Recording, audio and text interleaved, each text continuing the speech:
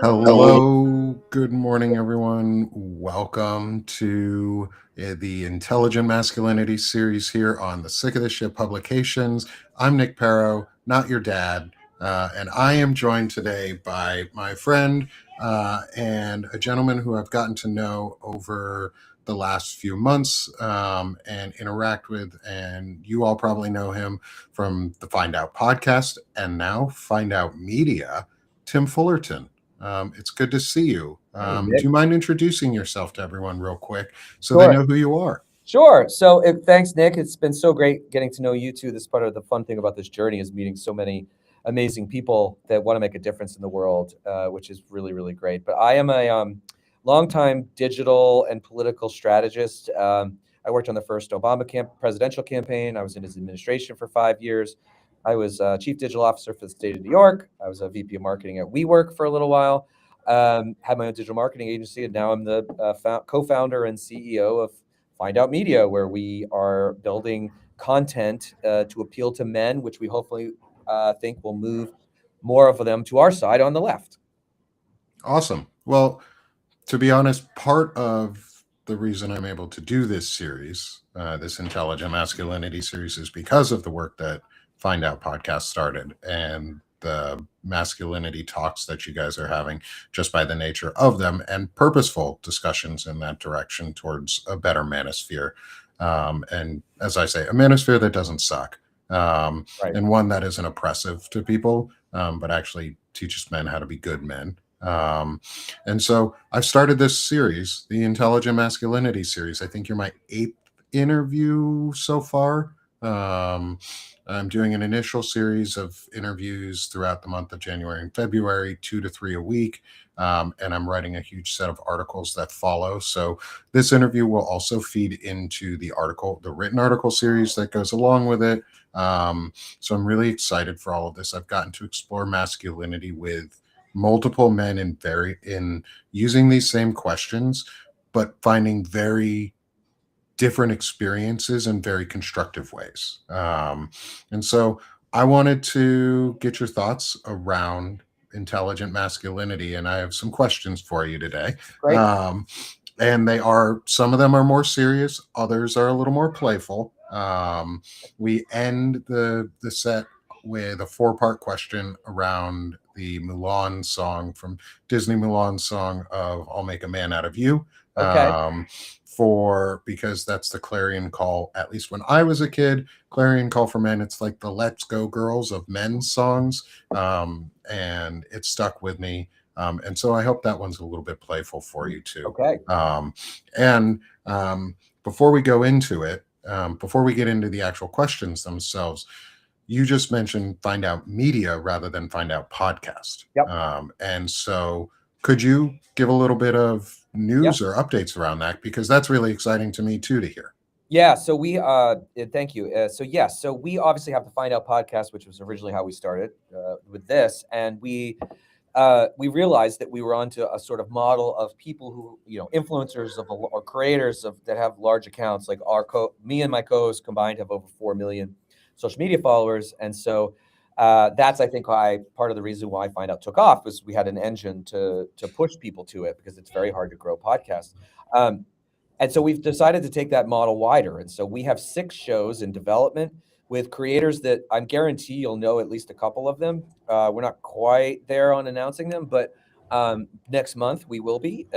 So there will be 6 new shows with both men and women, also people of color. This is not just a white men exercise, but yes, so we have 6 shows. There'll be one on American Power, and it's actually called American Power, which looks at sort of how energy and international relations mix. Venezuela is a perfect example of that. Ukraine's an example of that too. We've got a foreign policy show coming. We've got a show called, I can say it, I won't tell you who the hosts are, but it's called Get Angry. Nice. With 2 young men, both of, I think combined, they've got 7 or 8 million social followers amongst them. A history show that puts sort of now into perspective. And we're also talking about some cultural shows too, like a soccer show, and I'd love to do a music show and a dad's podcast at some point. But the whole goal is to just provide really like entertaining content that also teaches people about, as you say, intelligent masculinity, or I say positive masculinity, rather than the sort of garbage that especially young men are being told, which is like pump your chest up and push people down in order to lift yourself up, which I just don't subscribe to at all. Yeah, no, I'm that's one of the reasons that like the Find Out podcast and the work that you guys have been doing is really important, and has inspired me in a lot of ways. So thank you for continuing to do the work that you guys are doing. I think it's really needed, and I'm glad to see that you're also expanding to have female co-hosts, and non-male co-hosts, I guess, to be more specific, because in the end it doesn't matter. Right. Is but and non-white co-hosts, because I think Right. having that diversity of audience and diversity of voice is really, really important, Yep. in especially in masculinity discussions, but just in general, better humaning. And this, in the end, is a better humaning series. So you fit in really well with it, Oh, thank you. and what we're trying to do. And so I'd love to get right into some of these questions for Sure. you. I tend to go long sometimes, but I have to keep myself right at the hour because I have another one of these Hosting is following. hard, man. I host Find Out, and it is not, it's tiring. It's Yeah, it's that's an art. why some of these guys make, tens of millions of dollars. So hopefully you and I will be there someday. Hopefully, hopefully that's plug. If you want to become a free or paid subscriber to either one of There us, you please go. do, or Find Out Media or Banner and Backbone, please do come support us. We both do need the support and the help, because it does help. For on Tim's side, it's actively helping employ people, Yes. and on my side, it's going to lead to actively employing people in the future once I can pay myself a Right. like to be able to put food on the table, because shit's expensive. So thank you everyone for being with us. We appreciate. I have not been following the chat at all, so I'm very sorry again, everyone. Normally I'm much better about that. So good morning, everyone in the chat. It's good to see y'all. Smash the hearts for us, so that we can, while we get into this really good discussion. And let's get into it, because yeah, hosting's hard, and remembering to stay on task is even harder, Yes. especially when you have ADHD and you're just like boom, boom, boom, boom, boom. So, this first question is a two-parter, Okay. and I finally wrote down the second part, for partially for myself, but for everyone else too. So it's not a trick question, but it's a really important two-part question. And the first part is, who in your life has been one of the most influential, and I've changed it here, masculine figures? Doesn't have to be a male, but masculine figures, and why? Typically a male on this part of the question, but I did not want to be exclusive when I asked these. Yeah, it's a great question. I think probably within my own family, both my dad and my grandfather were, very progressive. Well, at least in their time frame, probably not as progressive as we are, but like they always, pushed me to, be kind to people, to be nice to people, never get in fights unless you need to protect yourself.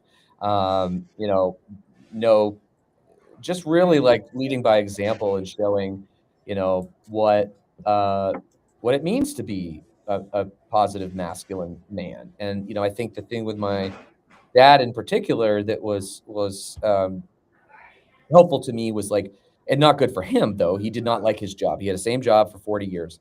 So he encouraged me, and he was born in a town over from where I was born, but like lived in my town of Bath his entire life, outside of like a few little bits in surrounding towns, and was like, go out in the world, go see stuff. And they took us places, right? Like they took me to DC when I was 12, and I was like, oh, I want to be here at 12. I was like, oh, I saw the people in the buildings, like, oh, I want to do this. And it was very rare for people at that age, I think, to, everyone was still saying they wanted to be a baseball player or be in the NFL or something, which of course I wanted, but I also knew that was very, very unlikely. Yeah, so like they got me out of Maine, because where I'm from, which is a fairly isolating place, like just thinking about crossing state lines, like that was always a big event for me. And now, like, I lived in DC, Virginia, Maryland, or even in New York, Connecticut's right there, New Jersey, like it's not as big. And so he encouraged me to go explore. And I think that made a profound impact on me. And I left. I'm not there anymore. But that both of them, I would say, were my role models. So what were some of the key lessons that you learned from your dad or your grandfather outside of the like go places, which is a key lesson? Because I'm from Vermont originally, and I used to go to Maine, and that was an adventure. Like that was going Right. somewhere, going from Vermont to Maine, 2 states over. We did that every summer. We spent summers in Old Orchard Beach, Oh, okay. Yeah. and that area. So we were a bit touristy, but we spent summers there for a Yeah. couple weeks at a time. So I know, and I love Maine, and I love at least the coastal side of Maine is where I've been most of. Well, that's where I grew up too, was the coast. And Yeah.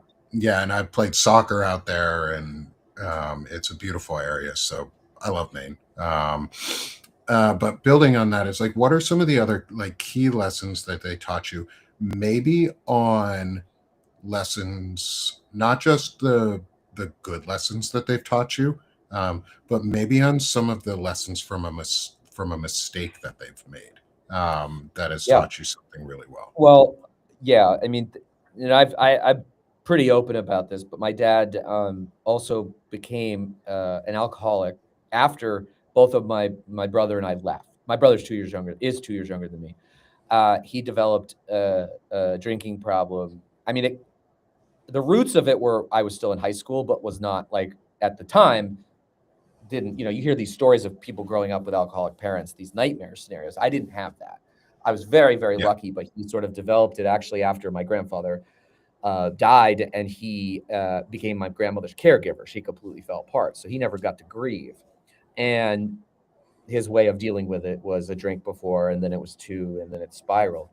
And so I think from that, and I watched it, and I learned a lot about what not to do, or to recognize problems before they explode. Even to this day, like when I, think about having a drink or something like that, I'm always like, do I want this or do I need this?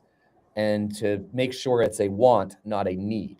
I'm not proclaiming that I know how to beat alcoholism, but I just mean like I saw how damaging that was. I mean, it was 10 or 15 years of a nightmare, really. And every time my Yeah. mom called me, because we set up a rule, like to try to prevent him from, I mean, we tried everything, but we tried to prevent him from drinking was if my mom caught him, she would call me because my dad is, I learned a lot from my dad, but my dad was a quiet man. He was not me, basically. I think I got from my mom's side, but I ended up being the parent. And, I don't want my son to ever have to go through that. And I know he didn't want it either. And before he passed away, he did mostly beat it, you don't really beat alcoholism, right? You live with it, but like contained, I guess, is Yeah. the right term.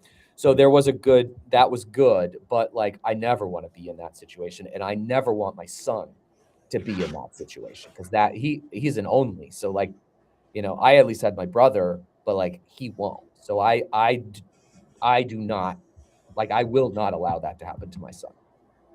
No, I think that's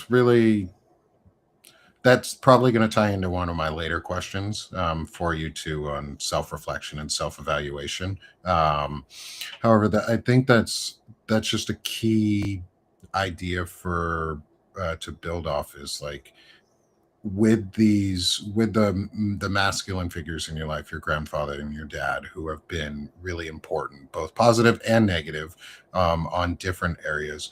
Like, why do you how do you see their relationship as different compared to other men in your life or other masculine figures in your life? I don't think I've ever asked somebody in the interviews this way, but like, and you don't even have to have a good answer.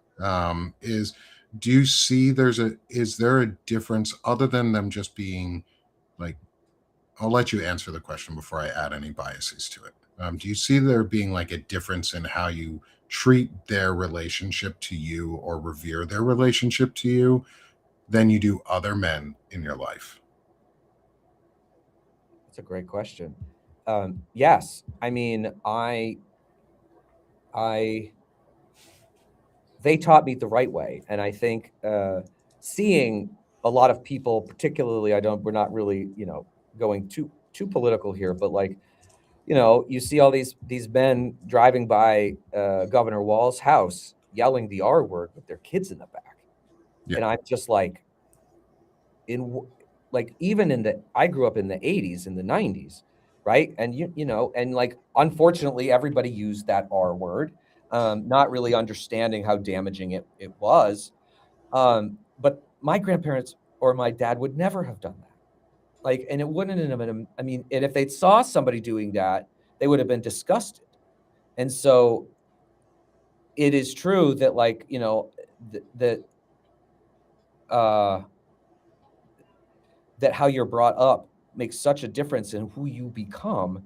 And I think that, we need men to be better parents, to teach their kids not like America #1 and everyone else sucks, and like, screw immigrants and screw gay people and all these things. Oh, sorry. Hold on 1 second. Yes. No, sorry. If I see it, I'll bring it out. It's the beauty of doing co-working. But like, I think men need to be better, and that's part of why I know you're doing your project and I'm doing mine.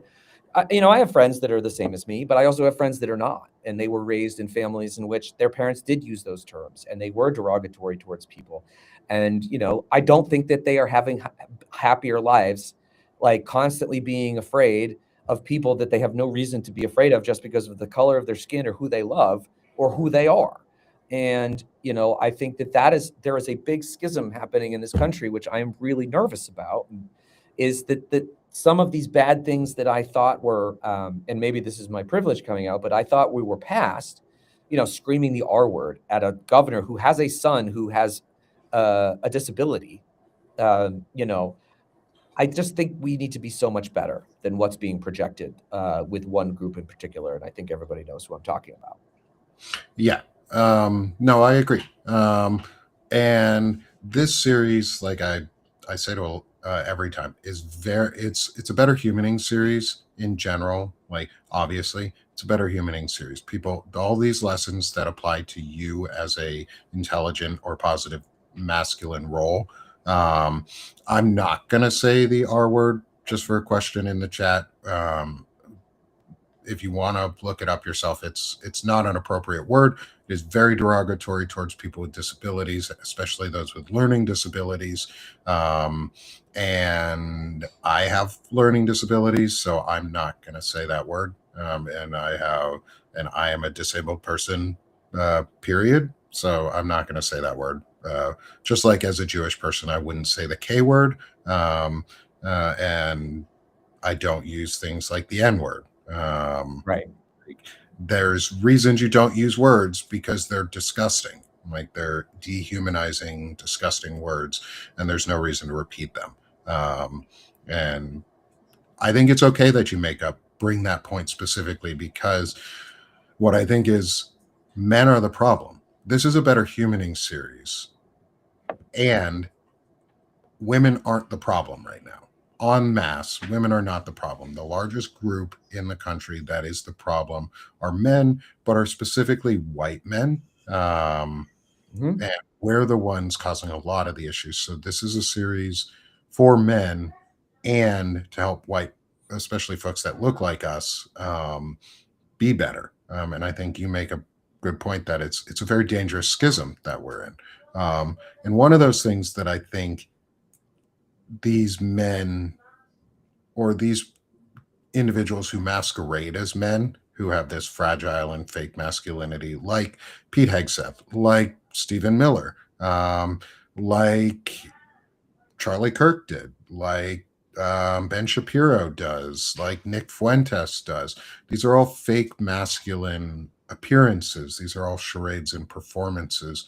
One of the things I think they missed in their life was a feminine role model and a feminine figure that taught them good lessons as well. And this is why I've added a second part to this first question. Going back to the overall question, was your influential masculine figure in your life.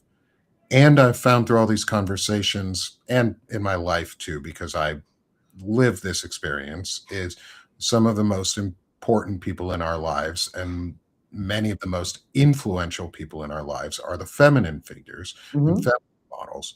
And so, from your life, who has been one of those influential feminine figures that's left a really lasting impression for you, and why?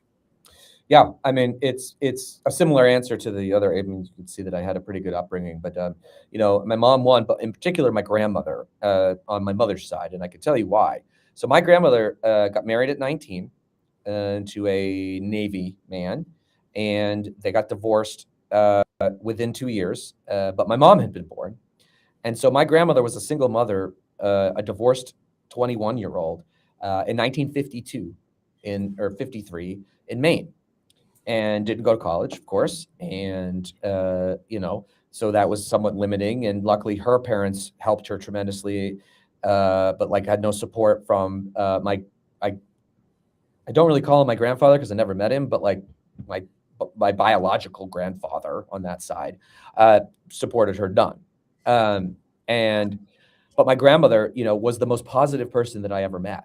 Like she had this big booming voice and this big booming laugh, and everybody in the hometown knew her. Uh, uh, and people would come up to me and say, "You're Tim," and I'd have no idea who they were, but it's because my grandmother talked to her about me and my brother, and I never saw her complain. She went through cancer in the 2000s of which they thought was terminal, and she beat it. She got another 15 years. She didn't have a lot. I don't think she ever made much above minimum wage in her entire life, but she was independent and she was very social. She never got married again. I never saw her date anybody. And I was just like, anytime I would complain about something, after looking back on it, I'm like, what am I doing? Like, she went through like this nightmare, and I'm like angry about something that happened in practice or and so it was really grounding. And she passed away. It'll be 4 years, 5 years this year. I think 5 years this year. She lived to 89, and again, like, was just so positive. And she loved my wife, and she got to meet my son, and was just a remarkable person overall. Like, if everybody was like her, man, this world would be such a better place. That's amazing, and that's also, we have a bit of that experience in my family because my wife's family has multi-generational familial groups still alive.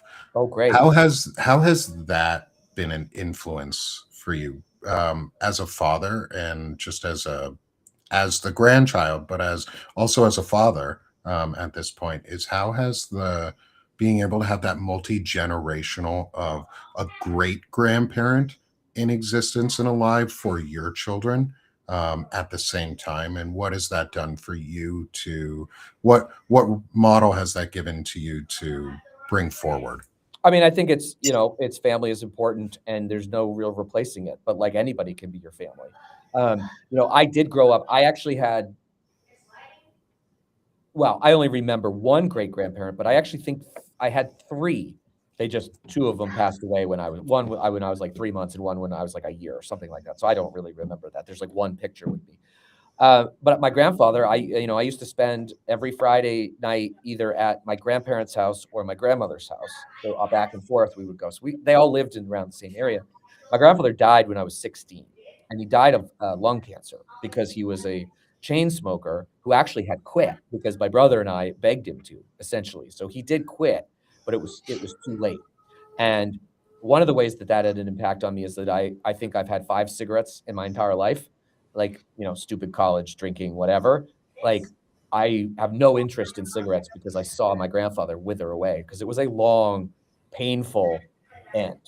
And I Yeah. never want to go through that. Also, and he died at 66, and then my dad died at 70. So, these things, obviously I love them dearly, but it's also had a profound impact on me realizing, like, well, I don't want to go at 74 if that's the trajectory. I want a lot more time. So no smoking, exercising, things like that. Like my son, he didn't really, I mean, he met my grandmother a few times, but like 2 and younger, I think, is when he saw her. So Yeah. like, but like, she did get to see us, so it made me feel good. But it is family's really, really important to have around you, especially when you have children, and especially if they're positive. Like I'm very lucky. I mean, we all have baddie cousins Yeah. and uncles and stuff, but the core group, which was small because my parents were both only children, um, was really tight and really important to me, and so I think that has shaped who I am today. That's amazing. I'm glad. One of my favorite parts about all of this is I get to learn so much about the folks that I've started to get to know, and so does everybody else. But it's just a lot of fun to hear these Yeah. stories. I don't usually talk Um, about this stuff, so it's fun to do it.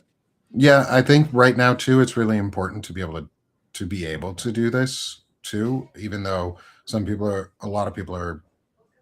I get feedback a lot still of why are you doing this right now? What is the importance of doing this? It's because there's something we have to be for, Right. and we have to shape men so that we don't just keep falling, because there's a huge void in the discussion. And leading into my next question is one of the things we both you talk about it as positive masculinity, I label it as intelligent masculinity. Underneath, I'm assuming it's going to be very similar of an idea, and a concept to you. So I have a working theory on what intelligent masculinity is, and I'll share it after because I, again, don't want to bias your opinion, your thoughts on this first. And I don't know if you've read any of the articles I put out, and if you haven't, that's okay. But I have a definition in there that I think is working pretty well. But I want to know what your thoughts are. Is what does intelligent or positive masculinity mean to you?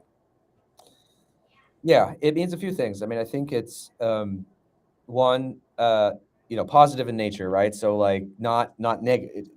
It's the opposite of negative, right? So like, caring about people around you, like helping people when they need it, like being kind, like these are all things that I would say are positive or intelligent masculinity. Not like making fun of other people or making jokes at the expense of other people. Um, you know, being supportive of people in your community that have differences from you.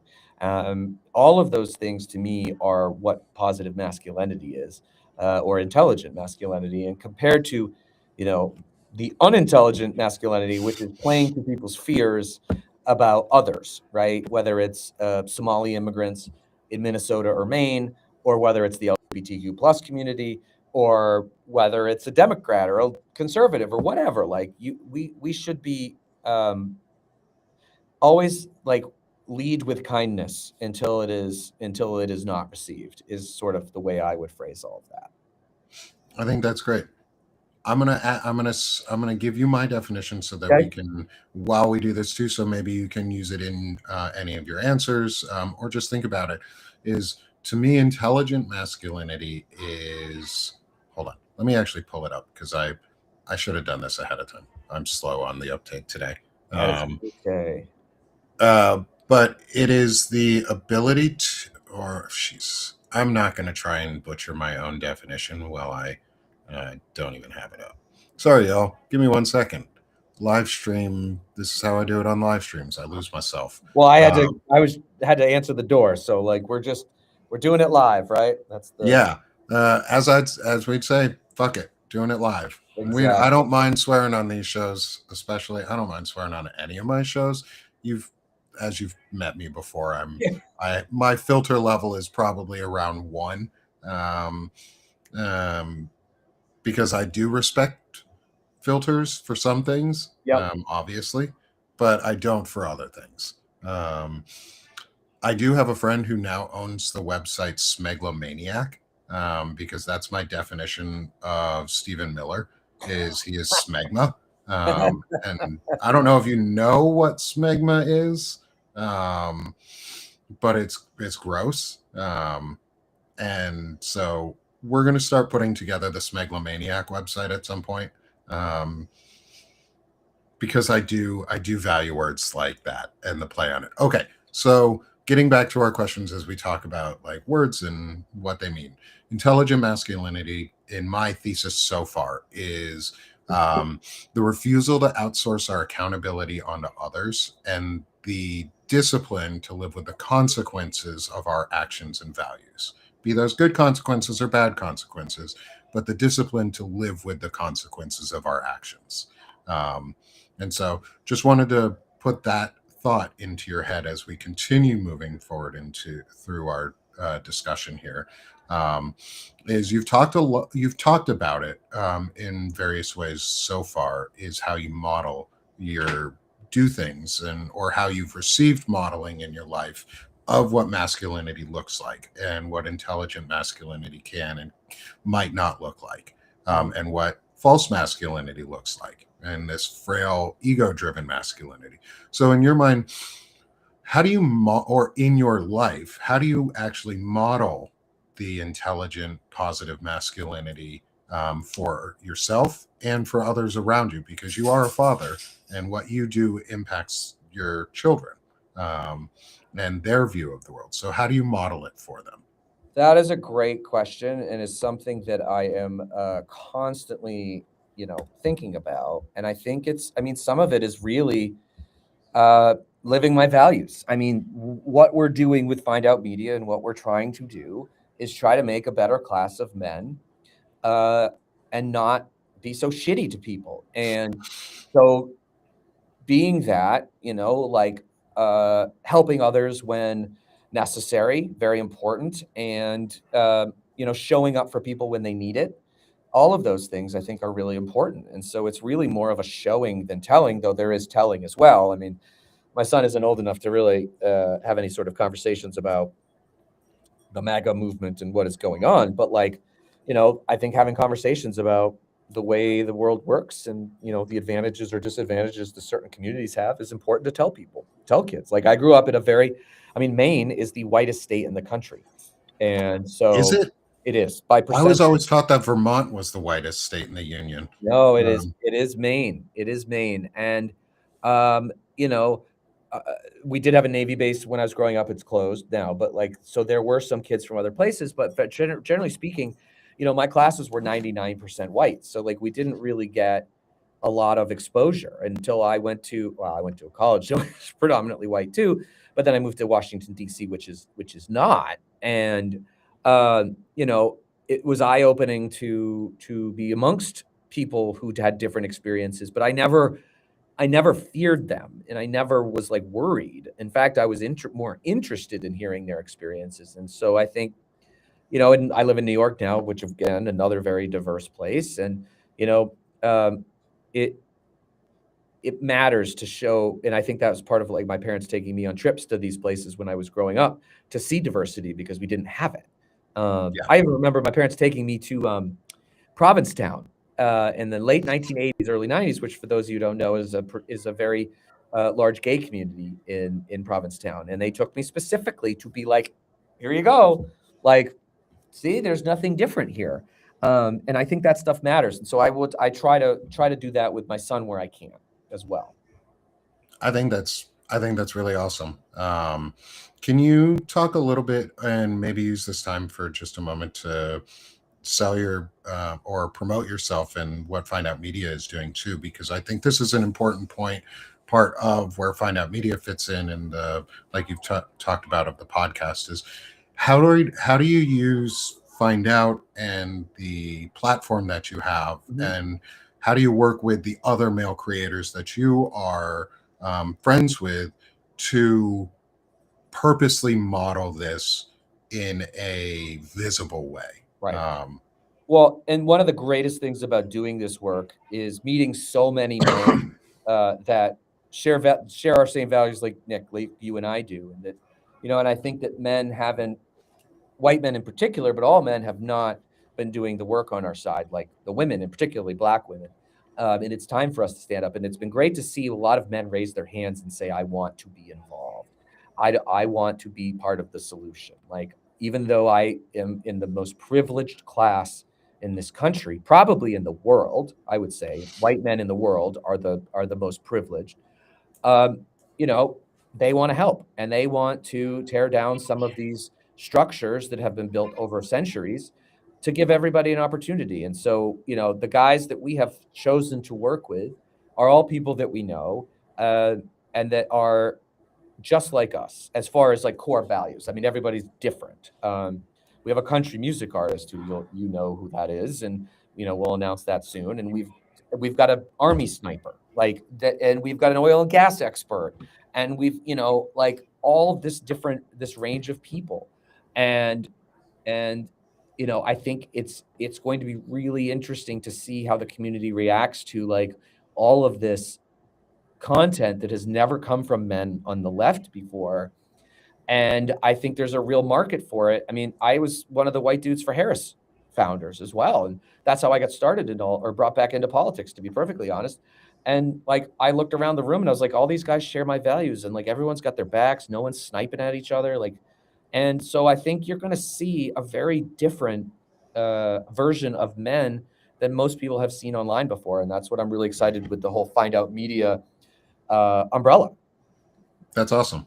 I love that. I love that you're bringing that to life, to get these folks out there and these voices even more of a platform, and build centralized structures for people to be able to build off of, or umbrellas to be able to build under in various ways. Like I've described you guys in the past as like the Midases and Lincoln Squares of the world, or what Brian Tyler Cohen's, and the big like groups on top. And then there's those of us who are slightly there are those who are slightly smaller. There's the Find Out Media, and that size of networks. And then there's folks like me with Banner and Backbone and Sick of the Shit Publications, who are smaller, but we have the space to grow because of folks like Find Out Media, Wajahat Ali, and Qasim Rashid, and groups like that. Like those sizes, you all give us like the ability to learn and grow. And I think it's really awesome that you're continuing to build that. Well, I really appreciate that. And that's really like, and I know I've told you this offline, but like our mantra really is impact first, revenue second. Like, we are a business and we do need to make money, but what we're in this for is the fight for our future and to win. And with these shows, we're going to be coming out with some new ways for people to organize and communicate. Like, we're building an app which should be ready next month, which is built off of the what's called the Fediverse, so that it's not owned by anybody. Billionaires can't screw with our algorithms. Like, this thing is actually going to be hosted in Europe because, frankly, we can't trust it being hosted here. And so it is going to be a mixture of all of our content plus a social feed, so people can have these conversations in a space with other like-minded people and not worry about trolls and all of these things. So like, we'll have more information on that soon, but we want to build a digital army. We don't want to just like be a ratings hit, which is great. We want that, but like, all in the purpose of like making this country a better place for everybody. And, whether that's, raising awareness about the 9, not 2, but the 9 people who have been murdered by ICE. Because we've really talked about 2, and they are the 2 white people. There was video. So like, it makes sense that we're talking about it, but you got to talk about the other 7 as well, which actually Qasim is one person who educated me about that. I knew there were some, I didn't realize there were 7, and they're all people of color. So I've only heard one other name, which was Keith Porter. Right, Keith, and then there's 6. Did I say 6 others? 6 others. The names. I read them on or we read them on something their show or on YouTube somewhere. But like, and that's what the network effect is, right? Like, we are learning. We're learning from everybody too. We're learning from you guys, and we're learning from Midas. Like, obviously looking at their models and figuring out how the hell do we get to 5 million subscribers on YouTube, which is a very, very handy thing to have. But yeah, we all learn from each other. And I think what's been awesome is that no one's been gatekeeping. Like, no one's been like, I'm not telling you my secrets. We talk.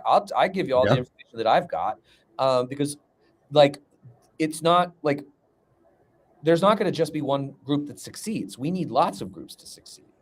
And there is so much space on our side, and we are so far behind the right.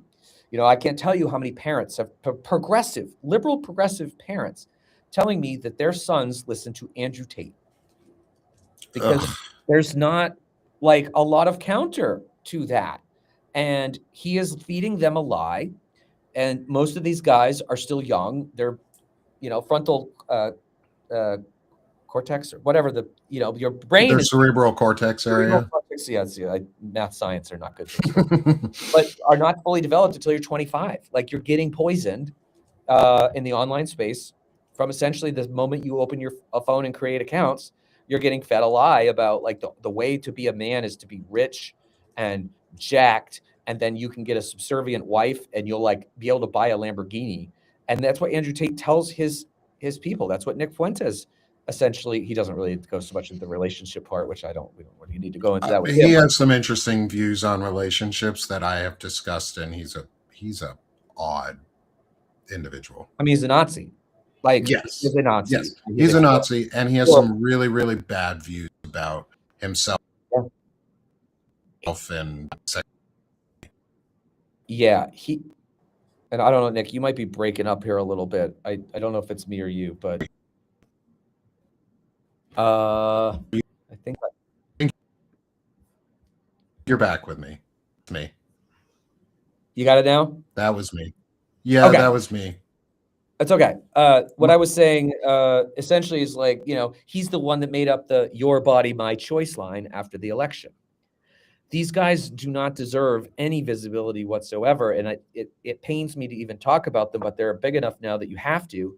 But like, that's why we need like 1,000 of us over here tackling all kinds of angles, because we have to confront this in the various different ways that we can, actually get people to, interested in our information. And then once you get them in, you're usually okay. But like, we are in a fight of our lives right now, and there's two paths, and one of them is really bad. One of them's really good. Yeah. But we got to get people to understand which one's the good one and which one's the bad one. Yeah. Yeah, we do. And hopefully all of this helps people figure that out. And as we continue to put more content out and make an endless stream of noise, maybe people will start listening to us instead of the Andrew Tates of the world. And it seems that people are. There's not a maybe. People are listening to us. We just need more of them. We just need to continue to grow as we're doing, and we're doing it organically, but I think all fairly quickly in the process. And before I get too far down any other rabbit holes, because I got to keep myself moderated here too, is all of this does relate into the next question, and how you purposely grow, and how you purposely move forward and are for things and have values that you stand by, and live and want to enact in your own life is, how do you self-reflect and self-evaluate on the choices you've made during the day, the masculinity that you are presenting, the image you are putting, yourself in general? Yeah. So what do you do to self-reflect and self-evaluate? I mean, I'll admit I don't do a great job of that. I'm somebody that it's funny. One of the co-founders said this to me, and it was the first time anyone said it to me, was like, "Your brain is constantly moving, isn't it?" They said it to me, and I said, "Yes." Like I have a very hard time. This is one of my weaknesses. I have a very hard time turning it off, and like, I go to bed thinking about work. I wake up thinking about work. I think constantly about everything all the time. I did meditate for a while when I took a bit of a sabbatical between two jobs, which was, I did this 70-day, 53-day meditation challenge thing, which actually helped tremendously. It was a pain in the ass because it was 23 minutes every day, and like that doesn't seem like much until you have to do it every day. A few times I had to do it like I was going to bed, and I was like, oh, I actually have to do this first, which, try to meditate and not fall asleep. It's a challenge. But I have to do better at that stuff. And people ask me about my hobbies, and my hobbies, frankly, are doing this. Like, this is what I like to do, but it's not a relaxing, No. So I have to, I do, I try every day. I think the best way to answer this is I try every day to live my values as best I can. I try to surround myself with people who have a healthy opinion of not only themselves, but of the world. I try not to be around too many negative people, or like people, like when people say all hope is lost, I can't engage with that, because I always think that there is a path forward. So, I think that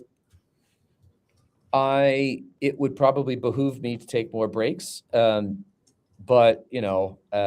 I also really love what I do. So, but I've never really been like a list person or a like, at the end of the day, what was the good? Everyone's like, what was one good thing and what was one bad thing? And I'm always like, I'm much forward. I don't hold a lot of regrets. We all have some because we're human beings, but like, I generally like my mantra has always been that when I am on my deathbed, hopefully very long time from now, that I can look back on my life and have no regrets or no major regrets. There's always regrets, but like no, like, and that was another thing I learned from my dad. Like, I think he regretted never going out in the world and trying something different than being from Bath, Maine.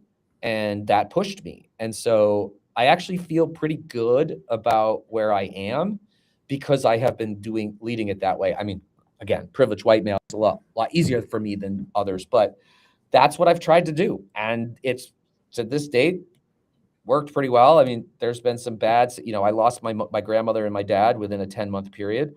That was a really hard thing. My dad's was sudden. My grandmother was 89, so it was, sad, but like she lived a long, like healthy life for the most part, and he didn't. And so that was hard. So there have obviously been hardships, but like I don't really hold any regrets over what happened with him. Certainly was not my fault. And, we did everything we could with the amount of time that we had, which was about 10 days. So that's a long-winded way of saying I could do better at reflection, but I also like the mantra of just trying to live my life as best I can, knowing that I am a human being and I'm going to make mistakes, and that is okay. That's a very in my opinion, that's a very mindful and healthy way to look at living and to allow yourself, as many would say, is give yourself grace, but allow yourself the space to process your emotions and reflect, even if you're only doing it in passing, because you and I have a very similar brain in that sense. Is it's hard to shut off. It just keeps going and going and going. And it's an effort to shut down and do the self reflection and self evaluation. And I know for me, I've made it like a forceful habit to at least try to reflect a little bit on what I've done throughout the day. Maybe not in a list, but in some sort of effective way to look at, did I do well today? Did Yeah. I hurt somebody on accident? Did I purposely hurt somebody? Did I make somebody's day better? Did I what was my impact on today? And if I can end the day with a smile, that tends to be a good day. Um, and so I like that I'm not alone in the hard time on the self reflection. Um, and so that we don't run out of time, we're going to move to our. These ones are a little bit more fun and a little bit more whimsical for you. Okay. Um, and I don't know how familiar you are with Mulan and the song "I'll Make a Man Out of You," but I grew up a choir kid in high school and college, and this is a clarion call for at least the choir community of men to come out and be. It's our "Let's Go Girls" of songs, and it pumps you up and it gets you ready for the day. It also has some good lessons in it that I think if you listen to the song, not just from a physical standpoint of like what a Chinese warrior or just a warrior would go through and sing to themselves and hype themselves up, is it also it has emotional and mental value to it. And so wanted to add a little bit of fun for you here at the end is what using the Mulan song and the chorus from it. It's a 4-part question.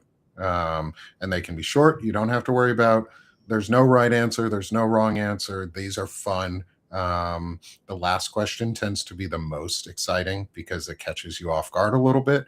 Okay.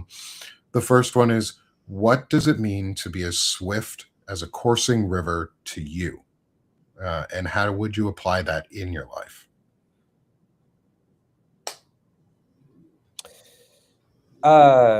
I think that means I would say going with the flow as best you can and riding the wave of life, so to speak, is probably how I would describe that. Like, just we're on this crazy ride together, and there really is no getting off unless, so try to enjoy it the best you can. Love it. Perfect. How do you embody the force of a great typhoon?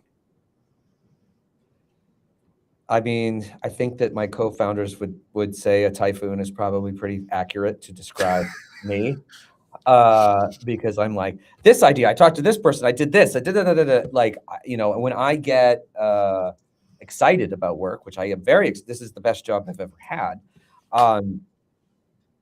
it's hard to stop. And we're talking about the mind stuff. So like, I have to hold myself back from like sending messages late at night because I know that is annoying to people, especially staff. You don't want to like the boss shouldn't send something at 10 o'clock because then that person's either going to feel like they need to respond or whatever, and you should not. But I think that, my work style maybe would be considered a bit of a typhoon. I've always thrived in chaos, and typhoons are certainly chaotic. That is true. They are. This one is similar, but not quite the same. Okay. Because this one's I've found is less about chaos, because there's a difference between a wild and a raging fire. Is how are you as strong as a raging fire? I have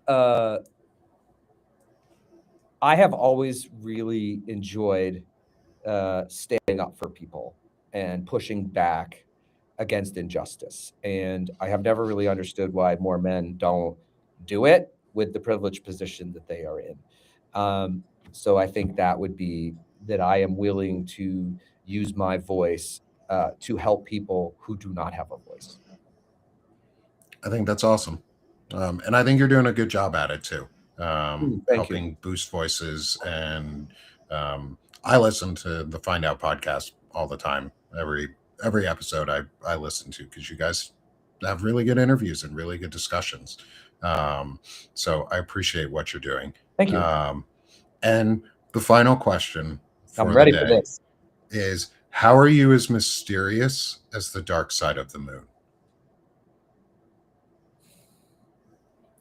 Yikes. I'm a pretty open book, so it's tough. I think that when I am in new and different situations, I can get pretty quiet.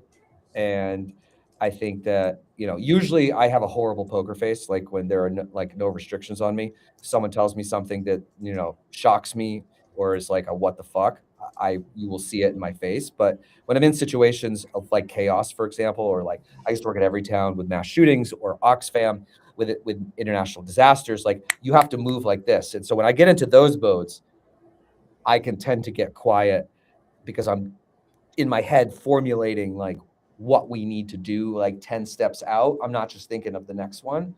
So I would say in those moments, I can get like quiet. And if people are like coming at me, I'm like literally like, stop, hold on. And I like get into the zone because I know how all of it should go, but I get quiet. So that would probably be the like, what the hell is he thinking up? Or what is this idea that he's developing now? And I don't bat 1,000, by the way. So like sometimes it's great, sometimes it's not.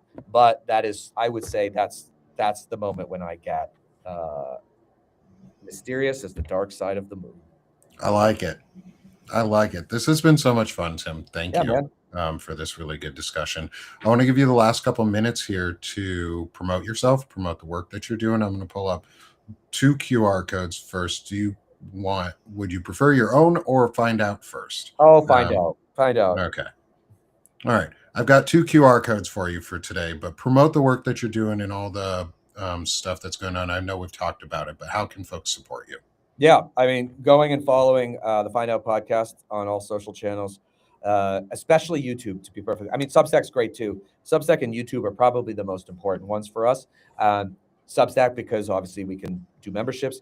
YouTube because we actually get paid per view on that content. So like you can actually support us even if you financially cannot, by just watching our videos on YouTube in particular, especially the long ones. My wife sometimes will. I mean, she listens to everything, but sometimes she'll put it on play and leave it off off to the side, because then it's like a 60-minute view. Obviously helps us. And like today we have episodes with actually Stormy Daniels, we interviewed last week, and she just actually texted me. So I'm now buddies with Stormy. Her interview That was a good episode. was That was a really good, really right? good interview. I didn't know how it was going to go. I will be honest, I've never spoken to an adult entertainer in my life, especially one that has a relationship, so to speak, with the president of the United States. So it was a very interesting thing, but it was a really powerful episode, and really hearing how much they have ruined her life. I mean, she was in tears a few times, right? And she's a remarkable woman, and she doesn't deserve it. So that's a good one. You know, we interviewed Gavin Newsom, which was more of a funny one. Today's episode that just came out is with Eliza Orlins, who is a Manhattan public defender and also was on Survivor twice. Oh, cool. So we talked today about knowing your rights if ICE engages you, so that you know, because they are actually legally allowed to lie to you. So knowing your rights is really, really important. So we had a great conversation with her today. But yeah, so like following those accounts and just, you know, watching those videos and subscribing on YouTube in particular would be really, really helpful. Appreciate it. And I'll put up your personal Substack as well, just so folks can find you there and any of the other work you do, because I think it's important to follow creators in all the places, not just the larger network group of ours, but also our own personal stuff, because that helps build all of our brand around. Do you do much on your personal side, or do you focus pretty solely on? Not on my Substack. I mostly share find out stuff, but I do all my own original stuff on TikTok, Instagram, and Threads, and Facebook are basically my big ones now, and it's all just at Tim Fullerton. I have, you know, there are other Tim Fullertons. They are probably mad that I've taken all of the handles for everything, but yeah, there's one that's like a guitar teacher in California. I think the one I see sometimes, but yeah, no, you know, I am monetized in some of those, so it helps, you know, with the bills as we're building this thing too. So I'd appreciate any follows on those other accounts as well. Appreciate it, Tim, and thank you for joining me today, and thank you for this incredible discussion. This has been a lot of fun, and everyone, if you can, please subscribe here on Sick of This Shit Publications to help me continue to grow this platform and host more of these interviews. I'm going to be continuing this series on and on and on. I think this is going to be one of my in perpetuity series over time. And I'm going to be switching over here in a moment to another Intelligent Masculinity interview with Zev Shalev, who I think you should reach out to, Tim. And I also pointed him in Stormy Daniels' direction after your interview, because I was like, that's important. He is a Epstein files and money laundering network aficionado and expert, and does some incredible investigative journalism. Cool. So I think you guys would benefit from talking to him if you wanted to have an episode specifically around the Epstein files and that sort of network and the finances around it. It's called I forget it's a heist series, basically, is how he's described it. Cool. And it's really incredible. Well, I will check it out.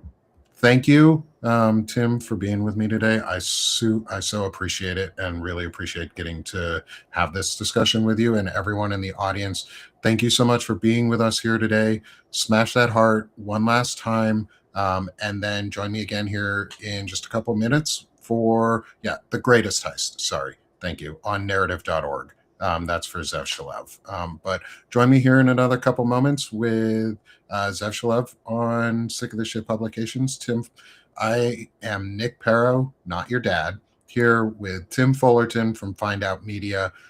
This has been a wonderful discussion. Thank you again, Tim, and thank you again to everyone in the audience on Substack, on YouTube, on Twitch, who have been here today with